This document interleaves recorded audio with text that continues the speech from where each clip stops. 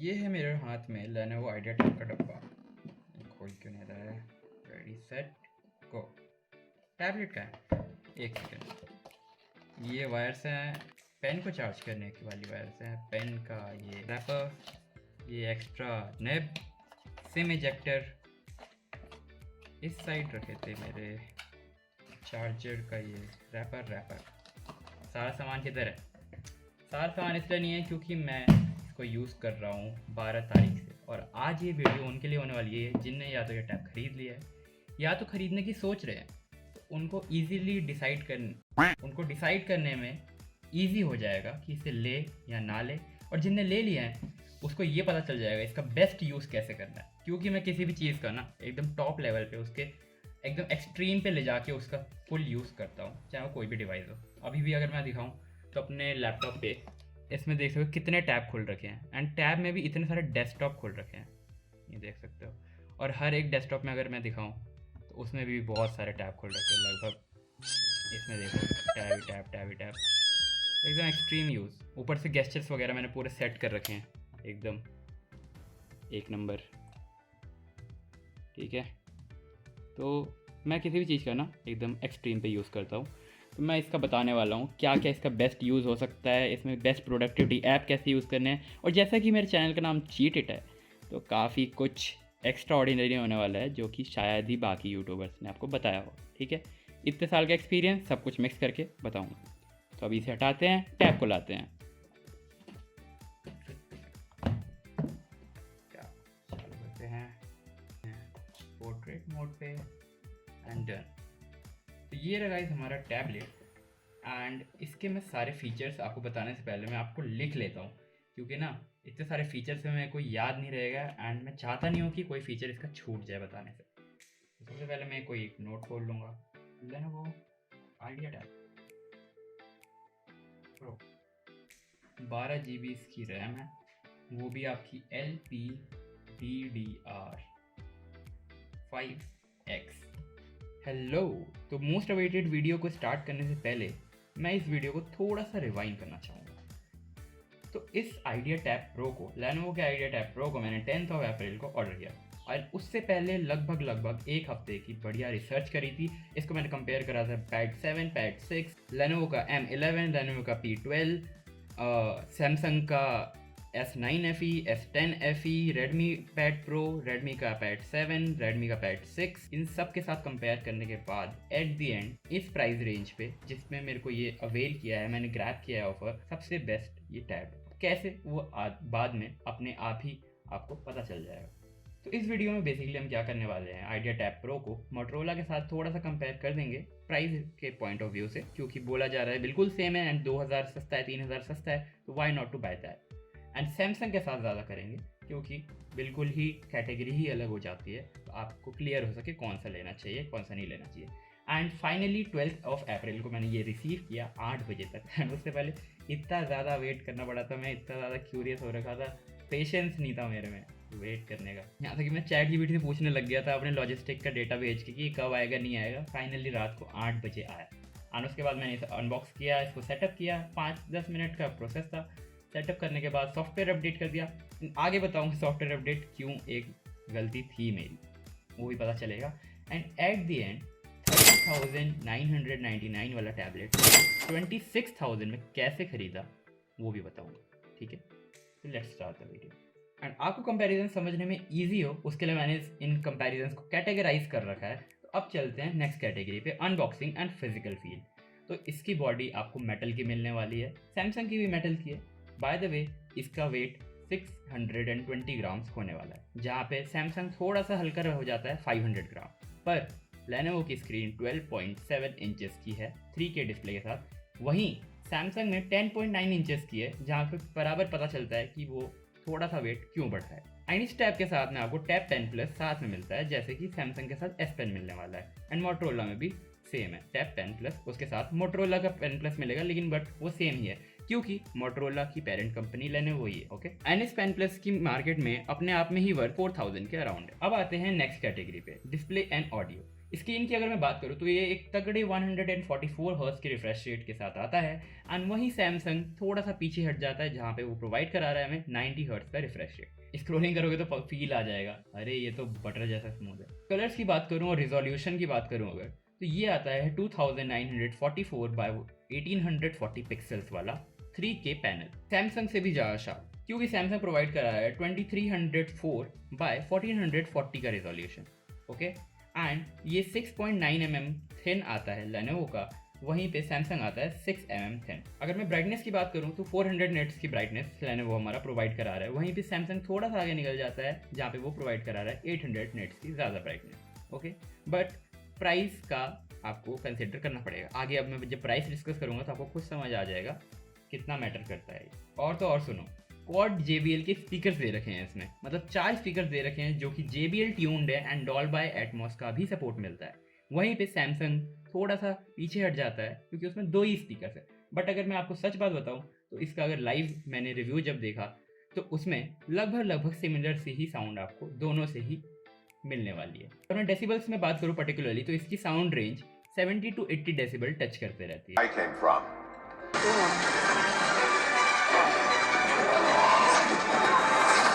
उसकी रेंज में सैमसंग के स्पीकर्स भी अच्छे हैं बट उन पे ट्यूनिंग नहीं है, यहाँ मज़ा आ जाता है। अब आते हैं परफॉर्मेंस पे। परफॉर्मेंस की अगर मैं बात करूँ तो लेनोवो हमारा प्रोवाइड करा रहा है MediaTek Dimensity 8300 octa core processor, वहीं पे सैमसंग प्रोवाइड करा रहा है एक्सीनोस 1580 का ऑक्टा कोर प्रोसेसर जो कि सैमसंग का अपना है। यहीं पे 3.35 गीगाहर्ट्ज़ की मैक्स क्लॉक स्पीड प्रोवाइड करा रहा है लेनोवो, और ये प्रोवाइड करा रहा है 2.9 गीगाहर्ट्ज़ की क्लॉक स्पीड मैक्सिमम। यहाँ पे आप क्लियरली देख सकते हो CPU का और GPU का Geekbench का स्कोर लेनोवो का, एंड CPU एंड GPU का स्कोर सैमसंग का। इसका आर्किटेक्चर ARM V9 है जो कि मॉडर्न और एफिशिएंट है, बेटर 60% बेटर है पैड 6 के मुकाबले। अगर मैं इस प्राइस रेंज में परफॉर्मेंस की बात करूँ तो ये हाई एंड के फ्लैगशिप लेवल की परफॉर्मेंस प्रोवाइड कराता है, जिसमें gaming, multitasking, heavy apps use कर सकते हो with 360 hertz touch sampling rate के साथ। मतलब आपको टच सैम्पलिंग रेट 360 हर्ट्ज की बहुत तगड़ी मिलने वाली है। मैंने इसमें जेंसिंग इम्पैक्ट भी डाउनलोड कर लिया था दोस्त के कहने पे, 300 MB का प्ले स्टोर पर दिखा रहा था, 32 GB का अंदर निकला, एंड वो भी काफ़ी स्मूथ चल रहा था। कितने जीबी का ये? 30 नहीं 32 जीबी का ये। 32 GB भाई। प्ले स्टोर पे दिखा रहा था 300 MB का अंदर 100 गुना पड़ गया ये।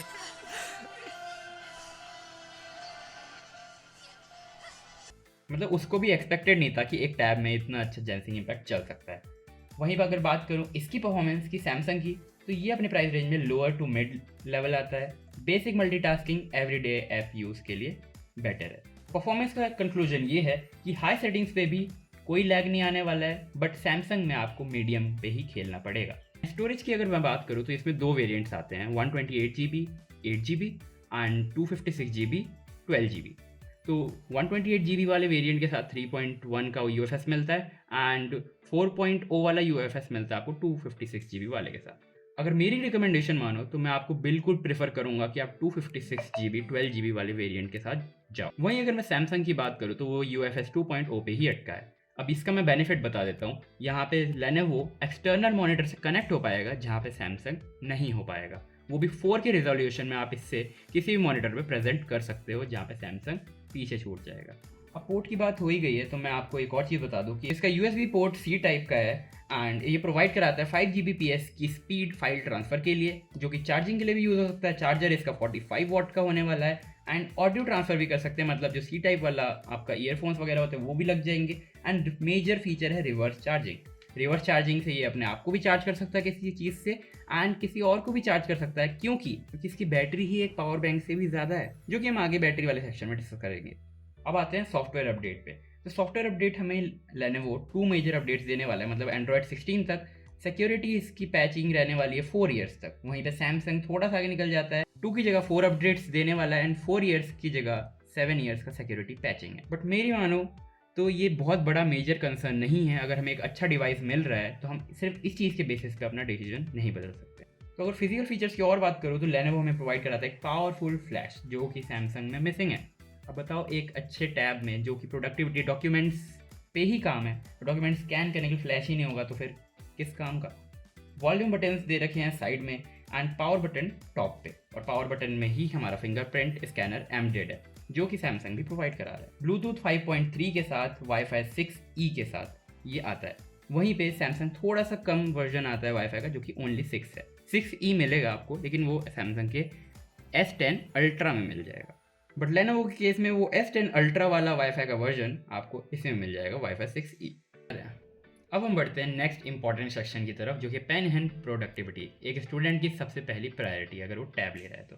इस मामले में अगर मैं बात करूँ तो लेनोवो में प्रोवाइड करा रहा है टैब पेन प्लस, जिसमें कि पाम रिजेक्शन है, प्रेशर सेंसिटिविटी है, टिल्ट भी काम करता है। मतलब क्लास में नोट्स लिख रहे हो या डिज़ाइन कर रहे हो तो बहुत ही ईजीली आपको टिल्ट में या फिर स्केचिंग करने में आसानी होने वाली है। प्रेशर सेंसिटिविटी भी ऑब्वियसली वर्क करने वाला है। इजी जॉट का फीचर मिल जाता है, मतलब स्क्रीन पे आप कहीं भी होगे, मतलब कोई वीडियो देख रहे हो, कोई लेक्चर सुन रहे हो, किसी भी पार्ट में हो, कोई पीडीएफ देख रहे हो तो आप ऑटोमेटिकली उसके ऊपर ओवरराइट कर सकते हो एंड उसे as a PDF, image, JPEG, PNG कैसे भी सेव कर सकते हो। और इजी जॉट के साथ साथ साइड पैनल में आपको और भी फीचर्स देखने को मिल जाएंगे, जैसे कि स्क्रीनशॉट हो गया, नोटपैड को इजीली ओपन करना हो गया, डॉक्यूमेंट स्कैन करना हो गया, या फिर इजीली लेज़र पॉइंटर को अपने स्क्रीन पे होवर करना है एंड उसको पढ़ने के लिए आप यूज़ कर सकते हो। जूम का फीचर है, अगर आपको कोई टेक्स्ट छोटा दिख रहा है उसको जूम इन कर सकते हो। एंड सबसे इंपॉर्टेंट फीचर एक रिमोट का फीचर, रिमोट से आप अपना स्लाइड शो को आगे पीछे कर सकते हो। अगर प्रेजेंटेशन दे रहे हो, कैमरा से फोटो क्लिक कर सकते हो, म्यूजिक या फिर मीडिया यूज़ कर रहे हो कुछ एंटरटेनमेंट पर्पज़ के लिए, तो उसको आप प्लेबैक को पॉज और प्ले कर सकते हो। एंड इसके काफ़ी ज़्यादा शॉर्टकट्स भी हैं। ईजी जॉट लेफ्ट साइड से स्वाइप करके हो जाता है, राइट साइड से स्वाइप करो तो नोट्स खुल जाते हैं। एंड अगर मैं पेन का बटन दबा के स्क्रीन पे कहीं भी टच करूँ तो नोट पैड ऑटोमेटिकली खुल जाता है। इनफैक्ट अगर मेरा टैब बंद भी है तो इस बटन को अगर मैं प्रेस करके स्क्रीन पर टच करूँगा तो ये डायरेक्टली हमें नोट पैड पर रीडायरेक्ट कर देगा, तो ताकि आपको अगर बहुत मतलब कुछ आइडिया आ रहा है अचानक से तो उसको आप लिख सकते हैं। साथ ही साथ इसमें आपको सर्कल टू सर्च फीचर मिल जाता है जो कि काफ़ी प्रोडक्टिविटी को बढ़ा देता है। स्क्रीन पर जो भी है उसको सर्च कर सकते हैं, बिना स्क्रीन बदले आप ट्रांसलेट कर सकते हो, गूगल से कुछ भी पूछ सकते हो क्योंकि ये जेमिनाई के साथ टाई अप कर रखा है इन्हें।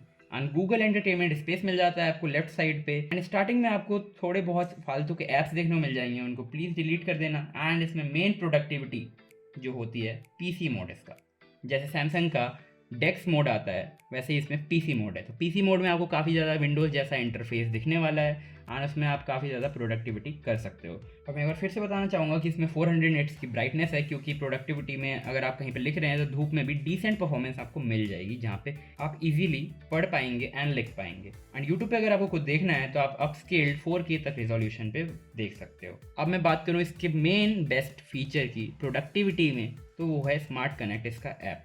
अब स्मार्ट कनेक्ट आपको बहुत तरीके से हेल्प करता है। पहला कि आप अपनी डेस्कटॉप की स्क्रीन को बिल्कुल मिरर कर सकते हैं टैबलेट के अंदर, मतलब टैबलेट से डायरेक्टली कंट्रोल कर सकते हैं टच की तरह। ऐसा लगेगा आपका कंप्यूटर जो है, लैपटॉप जो है, वो टच से चलने लगेगा।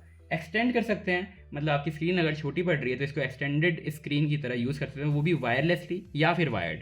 अगर वायर्ड करोगे तो और ज़्यादा फास्ट हो जाएगा, वायरलेसली भी एकदम स्मूथ काम करता है, पता ही नहीं चलता है। Linked mouse and keyboard, wirelessly इसको कनेक्ट कर दिया स्मार्ट कनेक्ट से। अब मिरर कर लो, एक्सटेंड कर लो या फिर link mouse keyboard. Mouse keyboard वाला मेरा फेवरेट है। इसमें क्या होता है कि हम लैपटॉप की तो कैपेबिलिटी यूज़ कर ही रहे हैं, प्लस टैब की कैपेबिलिटी भी यूज़ करेंगे अपने ही सिंगल माउस एंड कीबोर्ड का यूज़ करके।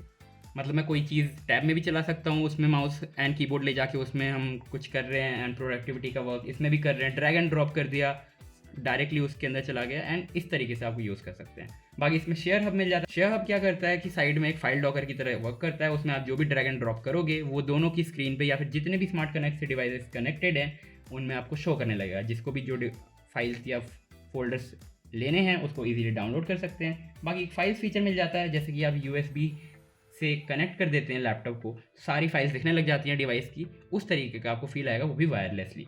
ठीक है, जिसके लिए आपको पहले स्विच या फिर एयर ड्रॉइड वगैरह वगैरह फीचर्स यूज़ करने पड़ते थे। नेक्स्ट मिल जाता है आपको स्मार्ट क्लिपबोर्ड, मतलब कॉपी हेयर पेस्ट देयर, मतलब यहाँ पे कॉपी करोगे लैपटॉप में पेस्ट कर दो, वहाँ कॉपी करोगे टैबलेट में पेस्ट कर दो। ये मेरे को बहुत अच्छा फीचर लगा।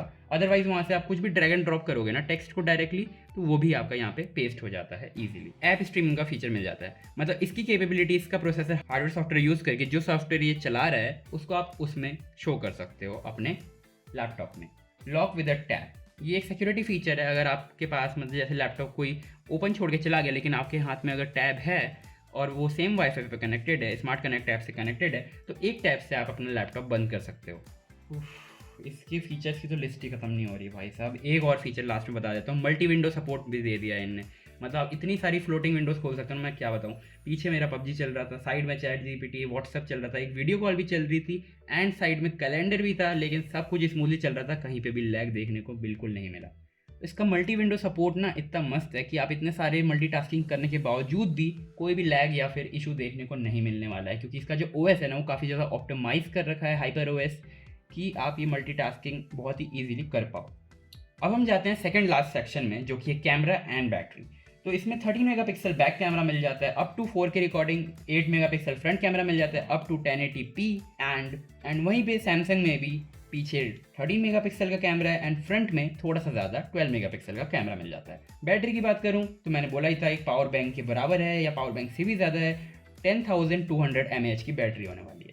वहीं पे सैमसंग में ओनली 8,000 mAh की बैटरी मिलने वाली है। एंड याद रखना कि इसके बैक कैमरा में फ्लैश भी दे रखा है, सैमसंग में फ्लैश प्रोवाइडेड नहीं है। और इसकी पावर बैंक जैसी बैटरी को यूटिलाइज करने के लिए इन्होंने रिवर्स चार्जिंग का फीचर भी बहुत अच्छा दे रखा है, उससे ये दूसरों को भी चार्ज कर सकता है, जो कि पर्सनली मुझे बहुत ज़्यादा अच्छा लगा। अब बढ़ते हैं नेक्स्ट फाइनल इम्पॉर्टेंट, सबसे ज़्यादा इम्पॉर्टेंट सेक्शन में, जिसका सबको इंतज़ार था, जो कि है प्राइस वॉर, जो कि मोटरोला, सैमसंग एंड इसके बीच में। मतलब बेसिकली अब सबसे मसालेदार बात डिस्कस होने वाली है। एमआरपी इसकी 30,999 है, पर रुको, इसका डिस्काउंट बताने से पहले मैं बाकी भी बता दूं। अगर आप सैमसंग का लेने वाले हो डिवाइस, तो उसको आपको 42,999 देना पड़ेगा FE के लिए। FE प्लस की बात नहीं कर रहा हूँ, FE की बात कर रहा हूँ, और वो भी 128GB वेरिएंट के लिए। अगर आपको सेम टू सेम वेरिएंट चाहिए जो कि लेनोवो का है, ये 31,000 वाला, तो आपको देने पड़ेंगे 53,999, वो भी सिर्फ वाईफाई वाला, 5G वाला नहीं। 5G वाले के लिए 61,999। बेसिकली हमें डिस्कस करना है ये वाला 53,999, तब जाके ये वाईफाई वाला ओनली एंड 256GB 12GB वाला वेरिएंट डिस्कस होगा। तो यहीं हमारा प्राइस कंपैरिजन हो जाता है 31,000 वर्सेस 54,000 वर्सेस मोटरोला का 29,000। अब इसमें से बेटर कौन सा है? और उसमें भी आपको मोटरोला पे डिस्काउंट नहीं मिलने वाला है, ना ही सैमसंग पे कोई डिस्काउंट मिलने वाला है, स्टूडेंट डिस्काउंट। पर लेनोवो स्टूडेंट पे काफ़ी फोकस करता है, तो वो हमें देने वाला है काफ़ी सारा डिस्काउंट। वो सबसे पहले आपको नॉर्मल आईडी पे अपने 5% का डिस्काउंट मिल जाएगा, अराउंड 1500, प्लस आपको ईयरबड्स मिल जाएंगे वर्थ 2,850 रुपीज़, प्लस अगर बना ली चाहिए तो 1400 और, मतलब यहाँ पे आपको टोटल 5,750 रुपीज़ का एक बड़ा डिस्काउंट मिलने वाला है। इसको रजिस्टर करने के लिए आपको यूनिडेज पे अपनी आईडी बनानी पड़ेगी एंड लेनोवो वाले सेक्शन में जाके लेनोवो आइडिया टैब प्रो को सेलेक्ट कर लेना है। एंड मोटरोला वाले पे और सैमसंग वाले पे कोई ऑफर नहीं है, एंड वेबसाइट आपको लेनोवो की ही चूज़ करनी पड़ेगी, क्योंकि वहीं पे आपका ये कोड काम करेगा। ओके, तो एट दी एंड अगर मैं प्राइस कंपैरिजन करूं तो ये आपको पड़ने वाला है 25,250 रुपीज़ का वर्सेस 29,000 का आपका मोटरोला वाला, जो कि आपको सस्ता लग रहा था इससे, बट उससे भी सस्ता आपका ये लेनोवो आइडिया टैब प्रो है। एंड अगर मैं सैमसंग की बात करूँ तो उसकी तो क्या ही बात करूँ मैं, 54,000 का ये अपना टैब दे रहे हैं, जिसमें कि ये लेनोवो आइडिया टैब प्रो 2 बार आ जाएगा, उसके बाद भी हमारे पास 4,000 रुपये बचने वाले हैं। तो अगर आप चाहते हो कि इस यूनिडेज के इस ऑफर को कैसे अवेल करना है, तो उसमें मैं सेपरेट वीडियो भी बना सकता हूँ, आप कमेंट कर देना। यही हमारा लास्ट सेक्शन था, प्राइस डिस्कशन। एंड इसके बाद अगर फाइनल वर्डिक्ट या कंक्लूजन दूँ तो लेनोवो ले लो, अगर आपको बड़ी स्क्रीन चाहिए, पेन उसके साथ चाहिए, बजट में फ्लैगशिप परफॉर्मेंस चाहिए, स्टूडेंट हो तो डिस्काउंट पक्का मिलेगा, डिस्काउंट चाहिए तो ले लो। और सैमसंग कब लो फिर? अगर 4 से 5 साल का अपडेट चाहिए, अगर आपको उसी का इकोसिस्टम बढ़िया लगता है, सैमसंग नोट्स बढ़िया लगते हैं, तब। अदरवाइज उसके सारे ऑल्टरनेटिव इस पे अवेलेबल है। वजह है आपके बस सिक्योरिटी एंड अपडेट छोड़ के सब कुछ में ये उससे आगे ही है या तो बराबर है। तो at the end guys, after discount and all, 26,000 में लेनोवो आइडिया टैब प्रो पूरी कोशिश करिए कि एक एक डिटेल को मैं कंपेयर करूं, डिस्कस करूं, सब कर दिया मैंने, बाकी it's up to your choice. जो कि टैब लेने में कंफ्यूज हो रहे हैं या फिर उसको बजट 25,000 के अराउंड है या 30,000 के अंडर देख रहा है वो, और सब्सक्राइब कर लो, क्योंकि इतने तगड़े तगड़े चीज़ें लाने वाला हूँ ना, क्योंकि कंटेंट बहुत सारे प्रोवाइड कर नहीं पा रहा हूँ। सब्सक्राइब कर लो, आगे बहुत अच्छी अच्छी चीज़ें मिलने वाली है। मैं आप ही के ऐसे सॉफ्टवेयर, ऐसी चीज़ें प्रोवाइड कराऊंगा अपने एक्सपीरियंस से, जो कि बाकी लोग आपको बताएंगे ही नहीं। प्रोडक्टिविटी के लिए जो ऐप ना, जिसमें से अपना सुपर हिट सैमसंग नोट से, तो उसका ऑल्टरनेटिव ऐप भी मेरे पास है, वो भी हम अगली वीडियो में डिस्कस हैं। उसका भी मैं अनलिमिटेड आपको दिलवा दूँ। 1,000 रुपीज़ देने हैं साल के, ना ही महीने की कोई फीस देनी है, एंड आपको मिल जाएगा प्रीमियम ऐप। तो इस वीडियो का लाइक एम हमने रखा है 100। उसके बाद में आपको यूनिडेज का जो ऑफर अवेल करना है उसका पूरा प्रोसेस, एंड बाकी जो बच्चे को एक क्वेश्चन है एंड और भी क्वेश्चन आप इस वीडियो के अंदर डालोगे उसको हम वहाँ पे डिस्कस करने वाले हैं, क्योंकि वीडियो हो रही है काफ़ी ज़्यादा लंबी। बाकी मैक्सिमम क्वेश्चंस का आंसर तो आपको इस वीडियो में मिल गया होगा। और मैं आगे और भी वीडियोस लाने वाला हूँ कि कॉलेज में इस टैब का बेस्ट यूज़ कैसे किया, मैंने कौन सा प्रोडक्टिविटी ऐप यूज़ कर रहा हूँ, कौन से ऐप से मैं नोट्स बना रहा हूँ। So that's all for today guys. अगर आप ये लेनोवो का आइडिया टैब प्रो लेने की सोच रहे हो तो I highly recommend you to buy this tablet. अभी के लिए इतना ही। अब मैं जाके इसके JBL के स्पीकर पे गाने सुनता हूँ और आपके नेक्स्ट वीडियो की तैयारी करता हूँ। Bye bye.